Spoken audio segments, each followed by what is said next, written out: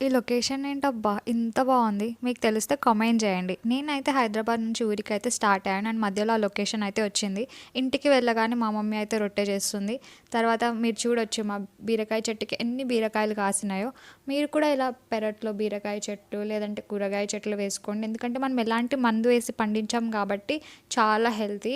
ఇప్పుడైతే మనం బీరకాయ కర్రీ ఎలా చేసుకోవాలో చూసేద్దాం వచ్చేయండి.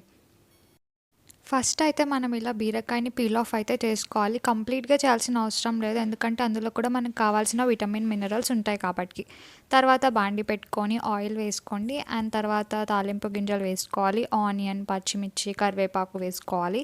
గోల్డెన్ బ్రౌన్ కలర్ వచ్చే వరకు వెయిట్ చేయండి. తర్వాత మనం కట్ చేసి పెట్టుకున్నటువంటి బీరకాయ ముక్కలు వేసుకోవాలి.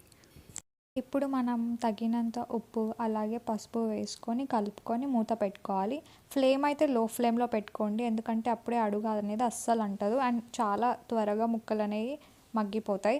ఆ తర్వాత మనం టమాటో వేసుకొని కలుపుకోవాలి. నెక్స్ట్ అల్లం వెల్లుల్లి పేస్ట్ అనేది వేసుకొని కలుపుకోండి. పచ్చివాసన పోయే వరకు కలుపుకొని మూత పెట్టేసుకోవాలి. ఆ తర్వాత తగినంత కారం వేసుకోవాలి. ఒకవేళ మీకు పాలు కావాలి అంటే పాలు యాడ్ చేసుకోండి. మేమైతే పాలు వేస్తే తినము, అందుకనేసి మేమైతే కారం వేసుకున్నాం. ఆ తర్వాత కరివేపాకు వేసుకోవాలి, కొత్తిమీర, ఇంకా మీ దగ్గర పుదీనా ఉంటే పుదీనా కూడా యాడ్ చేసుకోవచ్చు.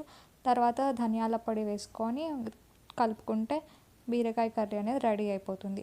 బట్ మేమైతే రొట్టెలో తింటాం కాబట్టి కొంచెం వాటర్ అనేది యాడ్ చేసుకుంటున్నాం. అప్పుడైతేనే రొట్టెలోకైనా చపాతీలోకైనా టేస్టీగా ఉంటుంది. అంతే అండి, బీరకాయ కర్రీ రెడీ. చాలా సింపుల్ కదా. ఎట్లుంది మమ్మీ కర్రీ? చాలా బాగుంది. మీరు ట్రై చేయండి.